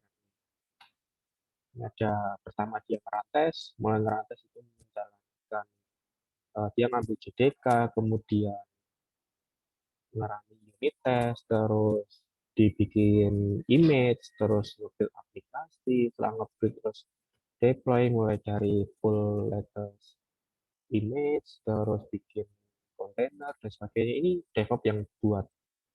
Jadi kita sebagai mikirin hal ini, kita tinggal push, nanti ketika udah ada code baru yang dimas ke dev, nanti otomatis itu akan berjalan otomatis. Itu kira-kira menjawab nggak? Sedikit. Oke, terima kasih Mas Alfi. Gila, yang lain mahasiswa nih. Izin Mas, bertanya, Mas. izin. Ya, Oh ya, kan back-end itu membahas juga tentang security ya di dalamnya. Nah, misal di dalam apa namanya script code-nya itu ditemukan bug gitu di security-nya. Nah, itu nanti yang benerin dari tim back-end-nya atau dari tim penetrasting gitu. Mungkin di perusahaan Mas. Oke, kalau ada security issue di code, di aplikasi, kita back-end loh, harus benerin. Tapi kalau dari sisi server, itu udah ranahnya tim DevOps yang ngurusin. Jadi makanya di awal tadi, saya sampaikan sebagai application security. Jadi keamanan dari sisi aplikasinya, dari sisi source code-nya. Biasanya, contohnya aja kayak data-data sensitif.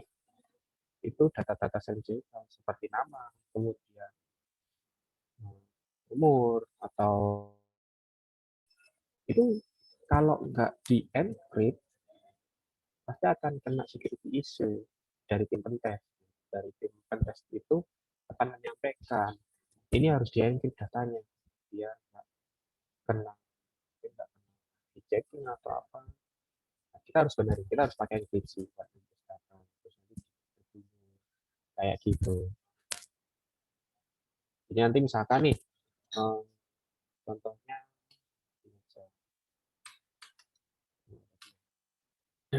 nah contohnya ini, nama depan, nama belakang, mungkin email ini akan sensitif ya. Anggaplah email itu sensitif. Jadi frontend ngirimnya tetap plain text. Tapi nanti ketika akan dikirim ke backend, infonya ini kan branded, akan dikirim ke backend, itu bentuknya udah di-encrypt. Nah, mungkin enkripsi bisa banyak ya, mungkin bisa pakai, teman-teman belajar kriptografi itu pakai cipher tag, ada AES, terus ada triple dash dan sebagainya. Itu bisa teman-teman implementasikan. Jadi nanti backend nerimanya enkripsi, terus nanti backend nge-declare baru diproses. Itu biasanya disampaikan dari tim test. Jadi mungkin butuh security lebih lanjut, contohnya kayak OAuth 2, nah itu kita harus terapin OAuth 2. Kita pakai namanya JWT.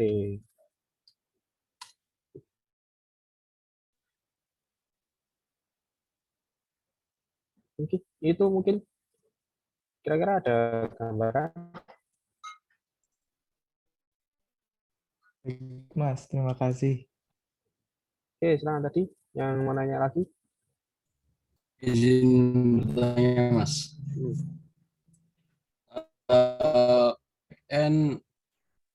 Apakah selalu membuat API ya, yang nanti kemudian akan dikonsum oleh front-end?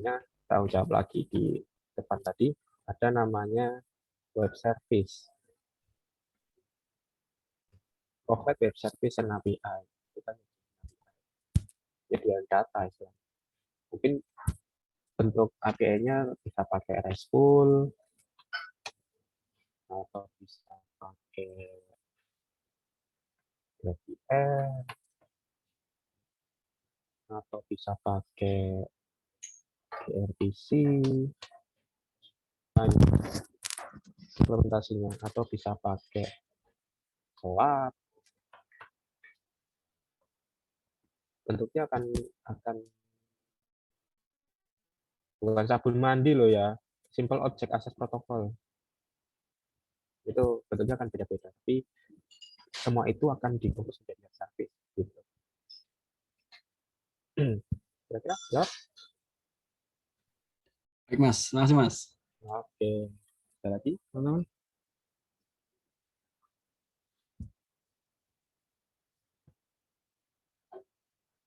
Ayo, ada lagi.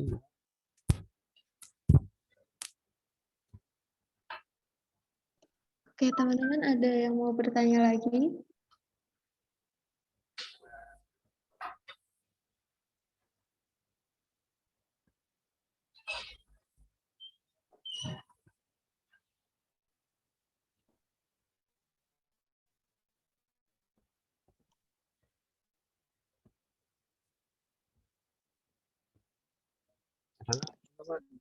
Silakan. Apa ya? Pemikiran.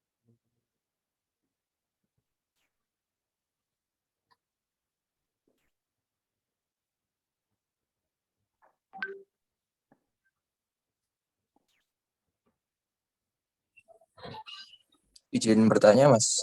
Silakan. Kalau kita buat sebagai back-end tuh, kalau mau latihan-latihan coding gitu lebih bagus pakai by project kecil-kecilan gitu atau kayak latihan Oke. gitu atau gimana? Terus yang kedua, ketika Mas ngoding itu pas mahasiswa gitu pernah burn out atau enggak, terus gimana cara nanganin yang benar gitu? Menarik Kalau udah itu. stuck di coding gitu, terus ketika burn out tuh apa yang pertama kali dilakukan? Atau healing dulu keluar atau gimana gitu? Terima kasih Mas. Ya, tadi yang pertama terkait apa? Oh, belajar. Iya, belajar. Project kalau dulu aku waktu kuliah itu aku sebenarnya suka ngoding ya, baik jadi full apapun. Kayak dulu aku tahunya develop, aku nggak tahu backend itu apa, baru tahu pas kerja. Cuman dari situ kan pas semester web penerimaan lapangan besar, terus dari semester 5 bikin LMS apa aku lupa, main untuk sekolah SD. Terus semester 6 MTP itu juga sebenarnya ya proyek-proyek itu kayak tugas akhir di kuliah, contohnya pemrograman gitu. Dinamis apa ya, soalnya pada tahu jadi itu disuruh bikin aplikasi mini portal untuk jadwal praktikum dan sebagainya. Itu ya kita kerjain semaksimal mungkin, kita challenge diri kita sendiri. Terus juga waktu semester 5 ada PAPL kelas 4 biasa juga, itu bikin ada 3 topik kalau misalnya bikin booking bioskop, booking mobil, terus satunya apa gitu aku lupa. Nah itu juga kita maksimalin apa yang jadi potensi, bisa jadi misalnya proyek kecil juga bisa, namanya coba bikin coba aku pengen bikin portal atau pengen bikin e-commerce, ya bikin aja, bikin maksimal. Nanti kan kan bisa. Kemarin aku sempat juga bikin toko baju buat belajar Laravel karena kan aku belum pernah kenal Laravel. Coba bikin project Laravel pakai bikin toko baju pakai Laravel. Cuman konsep Laravel itu aku coba bikin sama dengan konsepnya di Java Spring Boot. Itu gimana caranya? Itu aku belajar hal baru, gimana cara bikin API, hasilnya itu saya belajar. Ya benar lebih ke project sih. Terus di kuliah apakah pernah burnout? Itu pernah sih waktu PRPL bikin bikin booking tempat duduk, bikin tiket bioskop di mana itu bisa pilih banyak bioskop. Awalnya belum bisa, jadi Pak Biasa ngejalan, bisa nggak sih Pin ini dibikin milih langsung 4 kursi bebas dimanapun, bisa nggak? Nah itu bisa apa enggak? Nah kita challenge diri kita, terus sampai pusing mikirin jadwal gimana biar jadwal tuh nggak bentrok. Terus ya banyak itu caranya ini sih sebenarnya itu cara berpikirku sih. Jadi aku punya mindset kalau misalkan aku stuck, aku pasti ada solusi meskipun solusinya itu cara paling bodoh kayak dibikin apa ya, ya penting gimana caranya kondisi atau logik itu terpenuhi, misalkan bisa booking banyak tiket dalam satu kali pemesanan, dalam satu kali transaksi itu pernah stuck, terus udah pikir pasti ada sih bodoh gitu, pasti ada. Nah ternyata memang ada, ya udah kita pakai, kalaupun nanti kepikiran hal lain ya nanti dipikir lagi, dipikir lain waktu, nanti flow-nya dari depan sampai belakang udah aman lah istilahnya gitu. Tadi siapa tadi? Oke, Mas. Terima kasih, Mas. Pak Widya, ya thank you.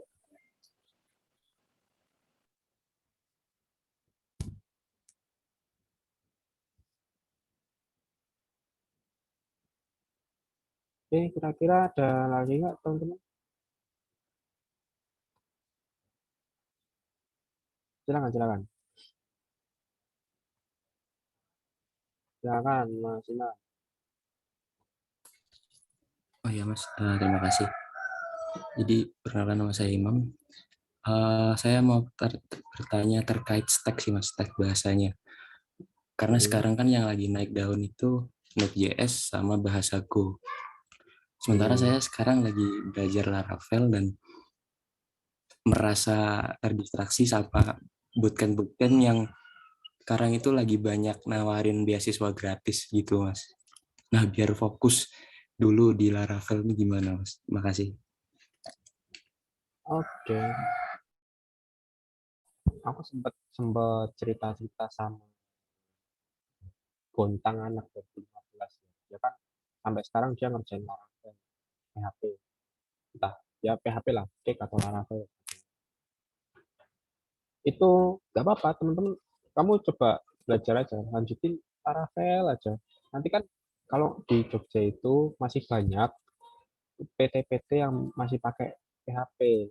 Nanti di tempat Sony Amin itu tempatnya itu ada, dia masih pakai PHP. Terus di tempat yang Indah harusnya masih ada. Tempatnya dia masih PHP Laravel. Walaupun itu perusahaan Singapura, dia masih pakai Laravel. Sebenarnya masih kepake sih Laravel. Walaupun Golang, Node.js itu lagi naik daun, tapi kan mungkin karena dokumentasinya masih dikit ya. Jadi PT-PT itu biasanya masih masih masih mau pakai yang stabil, masih banyak yang pakai PHP, masih banyak yang pakai Java, pakai Python juga lagi naik daun, Node.js juga. Mungkin pelajarin itu dulu, konsep dasar jadi back end. terus apa namanya, pahami benar-benar PHP-nya, kayak waktu dari Python ke Java juga nggak terlalu sulit karena semua sama aja gitu. Karena kan kita sebagai backend nggak perlu tampilan dong, yang penting kita sebagai API ya pasti sama. Kita bikin API, kita bikin endpoint, kita bikin function, kita bikin looping, kita bikin percabangan, sama baik PHP, JS, mungkin karena lingkungannya yang beda. Jadi untuk adaptasinya itu. Itu Mas Imam jawab. Iya, terima kasih Mas.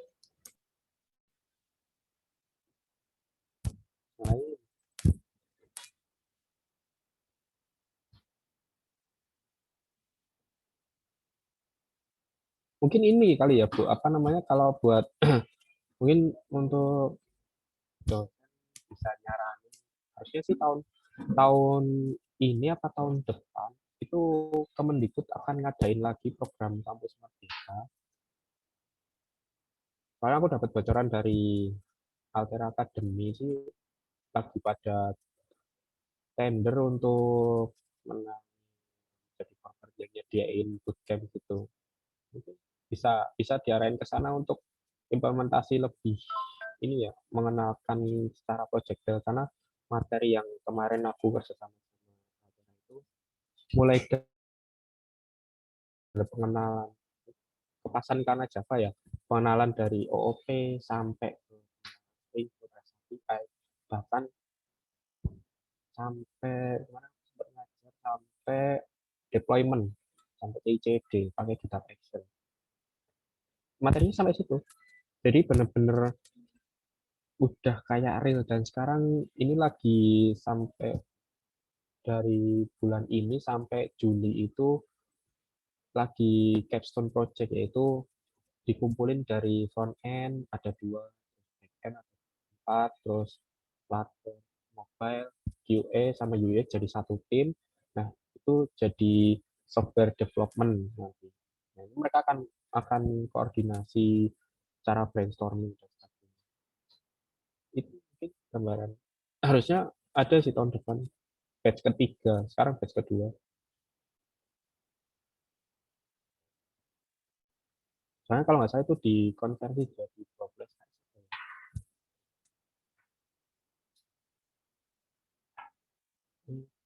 Dari teman-teman ada dong.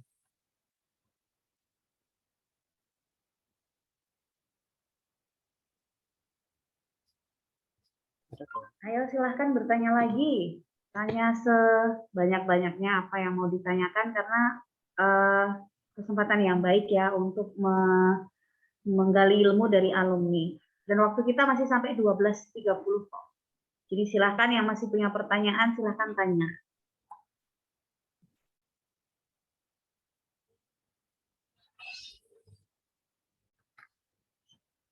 Yuk, tanya. Mungkin aku sambil sharing ya, kalau misalkan teman-teman ada pertanyaan langsung raise aja. Kalau terkait peluang mungkin ya, peluang kerja di back-end yang sekarang lagi banyak itu, yang pertama Java. Sekarang Java itu banyak corporate yang udah mulai pakai Java dan salarinya lumayan tinggi. Jakarta itu start dari 5 mungkin ya Java. Kantorku juga ada. Terus Node.js itu mungkin beberapa udah pakai, cuma masih ada yang pakai PHP juga. PHP juga masih banyak di Jogja. Terus di website luar juga ada, di kontak itu dia kerja di luar negeri tapi full remote, jadi WFA, dia work from anywhere. Mungkin iya yang agam, awas kamu nggak cerita-cerita. Terus apa lagi ya? Iya. itu aja mungkin kalau peluang PHP, Java, Node.js, terus mungkin Golang, tapi masih belum banyak yang implementasi.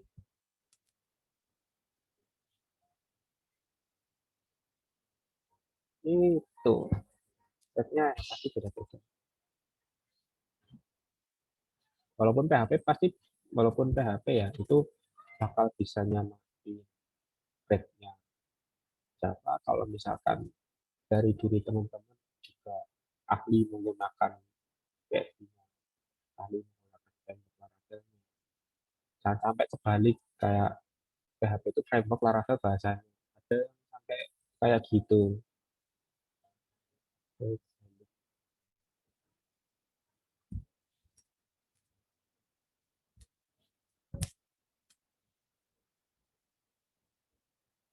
Kalau mau belajar Laravel sih coba cari di GitHub ada namanya Laravel Base itu project backend yang terus udah kayaknya terus banyak juga API gitu buat belajar bisa dipakai Laravel. Atau mau Python Plus itu juga ada namanya Plus API.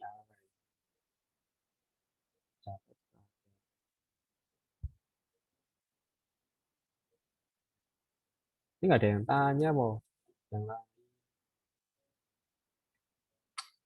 Mas, saya mau tanya lagi, Mas. Ya silakan. Tadi materi. Sorry gimana? Jadi ini share screen pakai. Tadi Mas Alvin kan sempat share screen itu. Nah, saya lihat Mas Alvin ini pakainya Arch Linux. Itu kenapa pakai Arch Linux, Mas? Ini sebenarnya pengen aja sih. Jadi ini bukan laptop untuk kerja. Aku kerja pakai laptop yang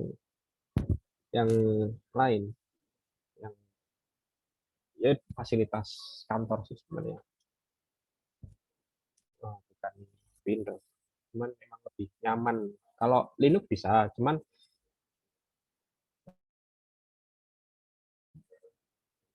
bisa sih. Kalau Linux ini aku cuma buat belajar gimana caranya bikin sebuah desktop dari awal gitu. Jadi cuma tak sesuai buat kebutuhan nulis-nulis saja sih untuk ini.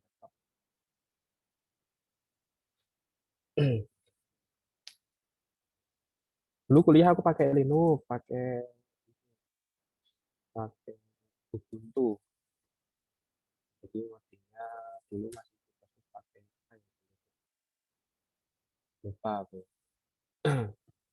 Pakai Atom kayaknya.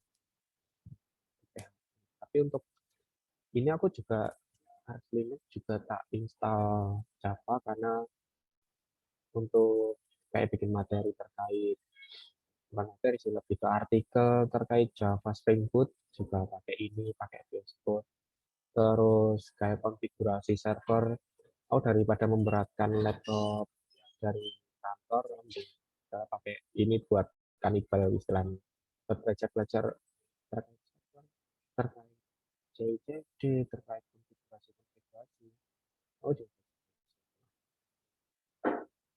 Walaupun aku udah kerja, aku sering tulis karena buat belajar sendiri. Gitu.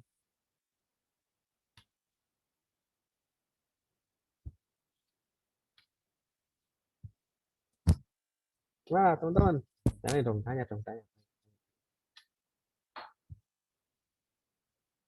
Ayo nih teman-teman bisa tanya mumpung waktunya masih ada.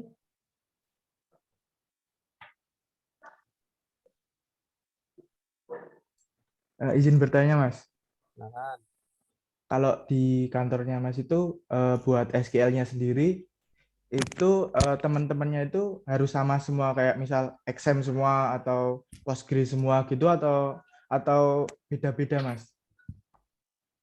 Nah, ini karena di kantorku tergantung nih kliennya minta apa.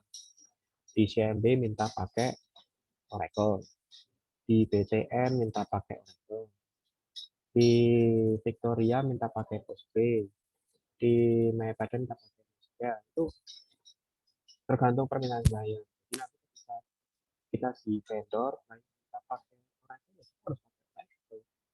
Nah, terusnya itu kalau mungkin aku share lagi ya. Kalau sekarang itu aku lagi pakai kalau untuk database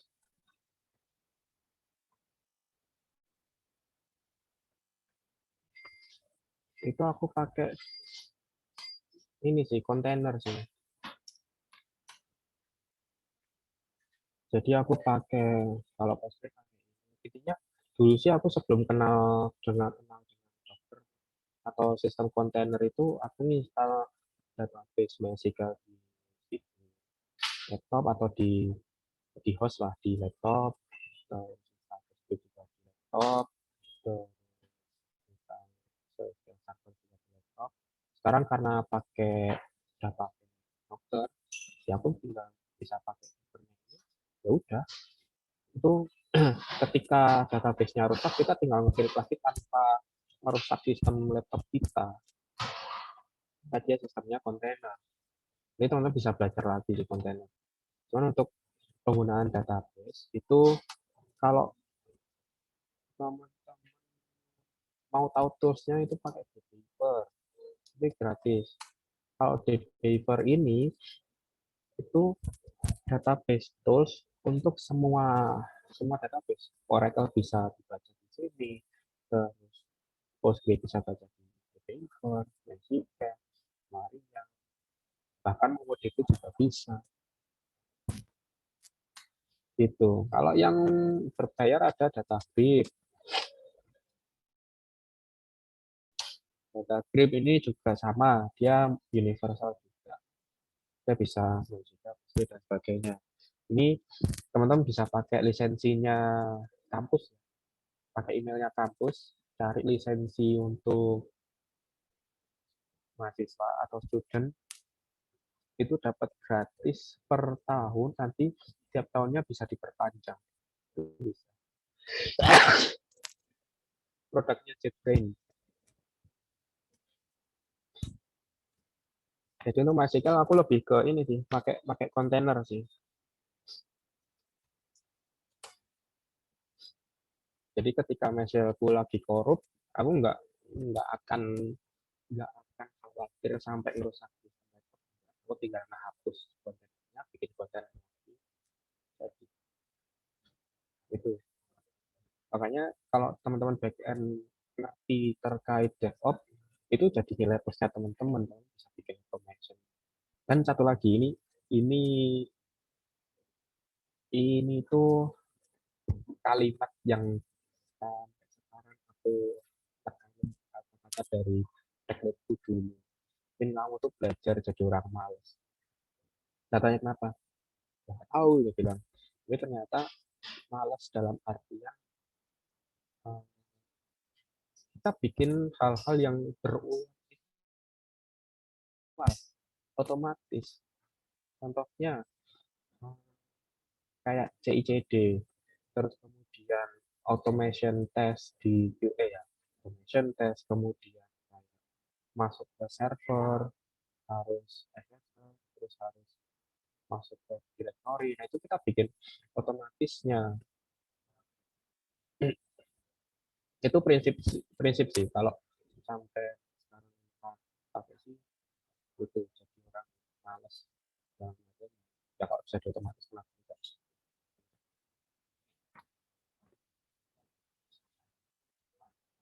Itu jawab nggak? Belum. Baik Mas, terima kasih.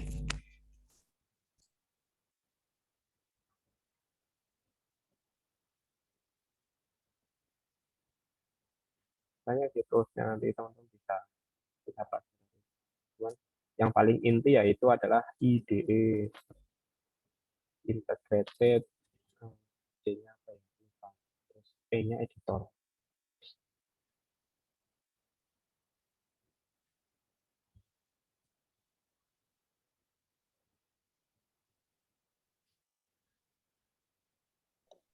Oke, gimana teman-teman, masih ada yang mau bertanya lagi? Lumayan loh, masih ada waktu. Kapan lagi ya teman-teman? Atur nanti malah.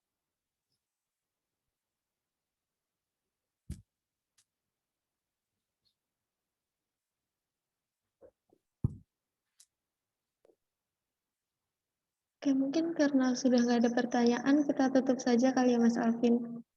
Boleh, silakan. Oke, terima kasih. Semoga kegiatan kita hari ini bermanfaat untuk kita semua. Saya ucapkan terima kasih kepada Mas Alvin yang sudah berkenan membagi ilmunya tadi. Kemudian saya ucapkan terima kasih juga kepada Bapak Ibu dosen dan teman-teman sekalian yang sudah hadir di hari ini.